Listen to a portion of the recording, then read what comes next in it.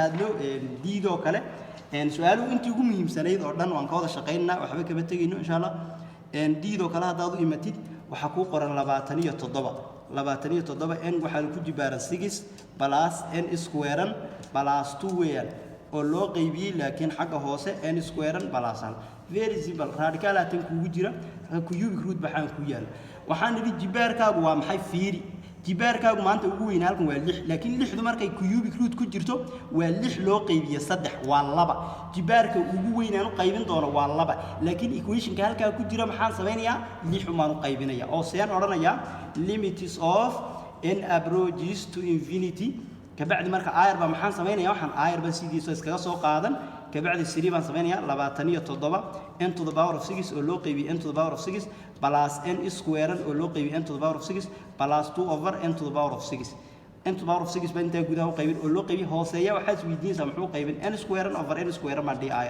oo loo qaybiyo 1 over n square waa isla fahmaysaa waayo waxaan ku yiri jibaarka ugu sareeyada wax ka go'aaminaysa ayaad u qaybinaysaa kan hadii radicalka laga saaro imka hadan equation ka radicalka ka saaro waxa ka dhigantay 6 loo qaybiyo 3 labay kaga bixi maadaama inuu radicalkii ka saarin ayaan saa ugu daayo 6da ugu qaybinaya laakiin tan hoose jibaarka aan u qaybinayo waxaan ka keenay kan oo waa 6 3 loo qaybiyo 6 3 u qayb waa 2 labadii markaas aan ku keenay marka kuwan isku qaybi waa cubic root of r xaga waxa iga soo baxay markaas 3 xaga 27 khaliyo weeyaan hadiya jeer kana way isla tagayaan baan niri waa n over n to the power of 4 n to the power of 4 plus maxaan dhahay 2 over n to the power of 6 waxaan idin hooseeyo mar hadduu weyn yahay si wareerin waa eber oo limitkaagu maxay ka tagayadii n approaches to what infinity mar hadduu ka tagayo saa weeyaan sharcigan u yaalo weeyaan by dividing rule ama technical waa ajir very important su'aalaha badan ka hadii isku weydiiyay imtixaanka kan kale marka la isku qaybiyo labadan ayar hal kaliya ay ugu soo hadhay jibaarka isleeg oo loo geeyay 1 over n square infinity buu ka tagay hooseeya weyn eber kabacdi marka waxa waa eber kari waa eber 27 caadi 27 cubic root ku jirta weeylaan marka waxay ka dhigan tahay 3 to the power of 3 bay 3 jeer oo la isku dhuftay ayay ka timaatay 27 lagu jibaaray 1 over 3 gan ay wadatay tan iyo tan isla jar 3 weeyaan limit kaaga equation ka aad haysato waa maxay waa 3 weeyaan marka tanna waa diida waa diida f ta hadaan u imano wayim ida hadaan u imano waxa ay qoran 9n to the power of 4 n plus 4 oo loo qaybiyay waa tiimi ko una hooseeyay lagu mariyay on ka wada shaqeynaa marka 8n to the power of 6 n plus n square marka equation kan sidan ay kuugu qoran tahay mar haday sidan kuugu qoran tahay limitkaagu muxuu ka approach gareynayaa infinity way oo n ah kabacdi marka ayar ba maxaan sameeynayaa jibaarka ugu weyn waa maxay waa 6 loo qaybiyay 3 jibaarkayga waa 6 loo qaybiyay 3 6 3 u qaybi jibaarka aan u qaybinayo taan bay ku xidhan tahay marka equation kan marka aan jibaarkayga aan u qaybinayo ayar bana 9n to the power of 4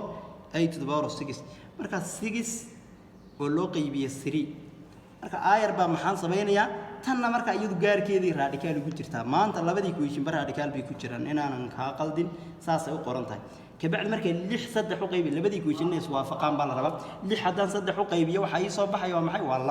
2 6 3 u qaybi 2 taana maxay kaga baxdaa inta maxay kaga baxdaa 4 bay kaga bixi kabacdi limits of x averages to infinity waan sameyn xagga 9n to the power of 4 oo loo qaybiyo n to the power of 4 plus 4 over n to the power of 4 over 3 8 n to the power of 6 iron marka plus n to the power of 2 over n to the power of 2 kabacdi marka n to the power of 6 alga cubic root baa tan ku jira kabacdi marka waxba ay sii wareerin tan radicalkay ku jirtaa tan iyo tan way ka bixi tan eber bay ka noqon kabacdi marka waa radical of 9 oo loo qaybiyay maxaan dhahaa